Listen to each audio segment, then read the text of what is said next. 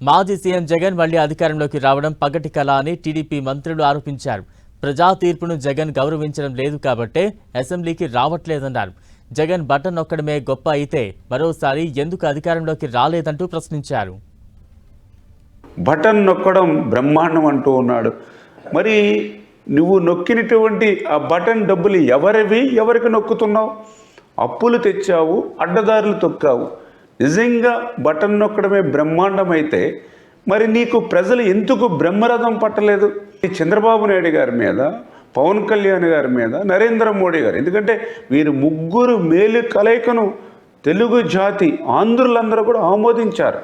అంచేత వీరిని విమర్శించడం అని అంటే ఆంధ్రులను విమర్శించడం అనే విషయాన్ని ఈ జగన్మోహన్ రెడ్డి గుర్తుపెట్టుకోవాలని చెప్పి మీ ద్వారా హెచ్చరిస్తూ ఉన్నా. ఆంధ్రప్రదేశ్లో ఉన్నటువంటి డబ్బంతా గత 5 సంవత్సరాల్లో దాదాపు 20 సంవత్సరాలని ఆంధ్రప్రదేశ్ నెట్టేసి మీరు చేస్తున్న పని ఏంటి? తాడేపల్లి ప్యాలెస్ కట్టుకోవడం, ప్యాలెస్ చుట్టూ కంచేసుకున్నట్టు పెద్ద పెద్ద గోడలు కట్టుకోవడం, ఎగ్ పఫ్ఫులు తినేయటం, కోట్లాది రూపాయలు ఖర్చు పెట్టి మీరు ఏసీలు వేసుకోవడం, కోట్లాది రూపాయలు ఖర్చు పెట్టి మీ ఇంటికి రోడ్డు వేసుకోవడం, ఇది తప్ప ఏం పని చేశారు చెప్పండి? కాబట్టి ఎవరు ఆయన దగ్గర ఇవ్వట్లేరండి. ఈరోజు మీరు 1, 2, 3, 4, 10, 20, 100 అండి, అందరూ వెళ్ళిపోతారు. ఎందుకంటే ఆయన నిన్న మీటింగ్ దేని పెట్టారండి? బ్రతిమలాడుకొని వాళ్ళ కాలు పట్టుకొని కొంతమంది అయినా ఉండండి, లేకపోతే నేను ఒంటరి అయిపోయాను అని చెప్పడానికే కదా మీటింగ్ పెట్టుకున్నాడు ఆయన.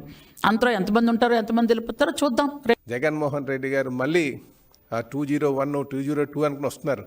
వీళ్ళకి 101 అన్నా 201 అన్నా సరే దోపిడీయే ఈ లక్ష్యం అని చెప్పేసి ఈ సందర్భంగా మీ ద్వారా ప్రజలందరికీ తెలియజేస్తూ, జగన్మోహన్ రెడ్డి గారు ఇప్పటికైనా సరే మీ తీరు బాని మార్చుకోండి, ప్రజా తీర్పును గౌరవించి సభకు రండి, అప్పుడు మాట్లాడండి, మిమ్మల్ని విశ్వసిస్తారని చెప్పేసి ప్రజలు నమ్ముతారని చెప్పి తెలియజేస్తూ సెలవు తీసుకున్నాను.